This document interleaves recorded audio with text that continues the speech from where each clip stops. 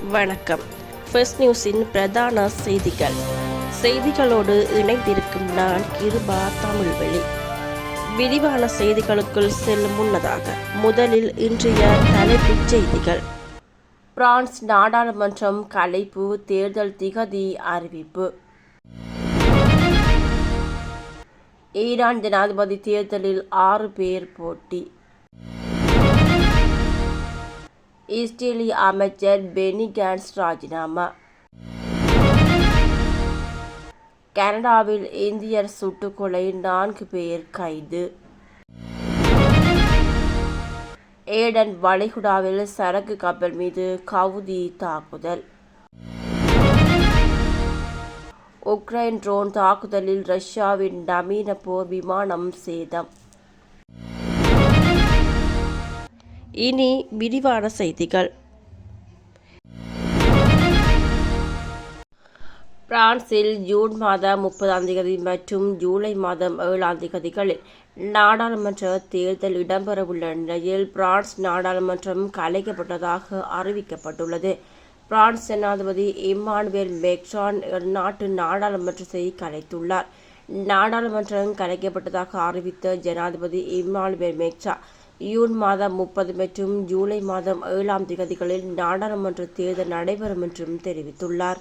அதே சமயம் Paris Olympic போட்டிக்கு சில வாரங்களுக்கு முன்பு 2 சுற்றுகளாக வாக்குப்பதிவு நடத்தப்படும் என மேலும் தெரிவிக்கப்பட்டுள்ளமை குறிப்பிடத்தக்கது.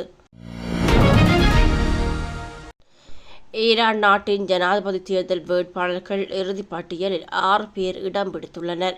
ஈரானின் பாதுகாவலர் சபை வெளியிட்டுள்ள அப்பட்டியலில் அந்நாட்டின் புரட்சிகர காவல் படையின் முன்னாள் தளபதி முகமது பாக்கர் கலிபாப், அயதுல்லா அலி கமேனியின் அலுவலக தலைவர் சஜி ஜெரிலி ஆகியோர் இடம் பிடித்துள்ளனர். முன்னாள் ஜனாதிபதி யானா மஹ்மூத் அஹ்மதி நிஜாத் போட்டியிலிருந்து நீக்கப்பட்டுள்ளார். கடந்த தேர்தலில் இவர் தேர்தலில் போட்டியிடுவது தடுக்கப்பட்டதும் குறிப்பிடத்தக்கது. இஸ்ரேலிய அரசாங்கத்தின் சக்தி வாய்ந்த அமைச்சர் ஒருவர் ராஜினாமா செய்துள்ளதாக சர்வதேச தகவல்கள் தெரிவிக்கின்றன. இஸ்ரேலிய போர் அமைச்சர் முக்கியஸ்தராக கருதப்படும் பென்னி கிராண்ட் பதவி விலகியுள்ளார். யுத்தத்தின் பின்னர் காசா பகுதிக்கான தெளிவான திட்டத்தை இஸ்ரேல் பிரதமர் பெஞ்சமின் நெதன்யாகு முன்வைக்காதால் ஏற்பட்ட நெருக்கடி நிலையில் பென்னி கிராண்ட் அரசாங்கத்தில் இருந்து விலகியுள்ளதாக குறிப்பிடப்பட்டுள்ளது. டெல்லவிஸ் நகரில் நேற்று ஊடகங்களுக்கு கருத்து தெரிவித்த பென்னி கிராண்ட் ஆழ்ந்த வருத்தத்தின் காரணமாக இந்த முடிவுக்கு வந்ததாக கூறியதாகவும் தெரிவிக்கப்படுகிறது. பஞ்சாபியன் லுதியானாவை சேர்ந்த ஜுவராஜ் கோஜல், இவர் கனடாவில் சர்வே நகரில் விற்பனை பிரதிநிதியாக பணியாற்றி வந்தார். கடந்த 2019 மாணவர் விசாவில் கனடா சென்ற ஜுவராஜ் சமீபத்தில் நிரந்தர குடியுரிமை பெற்றுள்ளார். இந்த நிலையில் கடந்த 7 காலை உடற்பயிற்சி செய்து முடித்து காரில் வந்து இறங்கிய போது மர்ம நபர்களால் துப்பாக்கியால் சுடப்பட்ட ஜுவராஜ் பரிதாபமாக உயிரிழந்துள்ளார்.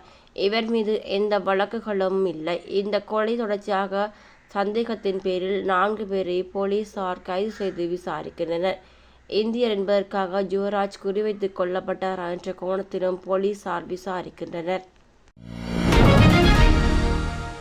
ஏடன் வளைகுடாவில் சென்ற சரக்கு கப்பல் மீது ஹவுதி கிளர்ச்சியாளர்கள் தாக்குதல் நடத்தினர்.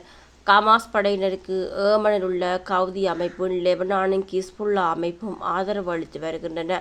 இந்த ஆதரவை உறுதிப்படுத்தும் விதமாக செங்கடலில் இஸ்ரேலுக்கு ஆதரவாக பயணிக்கும் வணிக கப்பல்கள் மீது ஹவுதி கிளர்ச்சியாளர்கள் தொடர் தாக்குதல் நடத்தி வருவதால் சர்வதேச கப்பல் வணிகம் பாதிக்கப்பட்டுள்ளது. இந்த நிலையில் ஏடன் வளைகுடா பகுதியில் ஆன்டிகுவா மற்றும் பார்படா நாட்டு கொடியுடன் நேற்று சரக்கு கப்பல் ஒன்று சென்று கொண்டிருந்தது. இதன் மீது அடுத்தடுத்து 2 ஏவுகணைகள் வீசி நடத்தப்பட்ட தாக்குதலில் கப்பலின் முன்பகுதியில் தீ பற்றியது. கப்பலில் இருந்தவர்கள் அந்த தீயை விரைந்து அணைத்தனர். ஆனால் இந்த ஏவுகணை தாக்குதலில் யாருக்கும் காயம் ஏற்படவில்லை. ஹமாஸுக்கு ஆதரவு தெரிவித்து வரும் ஹவுதி கிளர்ச்சியாளர்கள் இந்த தாக்குதலை நடத்தியிருக்கலாம் என சந்தேகிக்கப்படுகிறது. ஆனால் இந்த தாக்குதல் குறித்து கிளர்ச்சியாளர்கள் எந்த தகவல்களும் வெளியிடவில்லை. உக்ரைன் ரஷ்யா போர் 2 ஆண்டுகளை தாண்டி நீடித்து வருகிறது. இந்த நிலையில் ரஷ்யாவின் அதிநவீன Su-57 ரக போர் விமானத்தை குறிவைத்து உக்ரைன் நேற்று முன்தினம் ட்ரோன் தாக்குதல் நடத்தியது. இதில் அந்த விமானம் பலத்த சேதமடைந்துள்ளது. இது தொடர்பாக செயற்கைக்கோள் புகைப்படங்களை உக்ரைன் பாதுகாப்பு அமைச்சகம் வெளியிட்டுள்ளது. தெற்கு ரஷ்யாவில் உக்ரைன் எல்லையொட்டி ஆஸ்திரகான் நேற்று முன்தினம் உக்ரைன் தாக்குதல் நடத்தியது. இதில் உக்ரைன் எல்லையிலிருந்து 589 கிலோமீட்டர் தொலைவில் உள்ளதால் ட்ரோன்கள் மூலம் இந்த தாக்குதல் நடத்தப்பட்டிருக்கலாம் என்று தகவல்கள் தெரிவிக்கின்றன. இத்துடன் எமது பிரதான செய்திகள் நிறைவடைகின்றன. தரமான செய்திகளை உடனுக்குடன் தாமதமின்றி தெரிந்து கொள்ள தொடர்ந்தும் எம்மோடு இணைந்திருங்கள். நன்றி.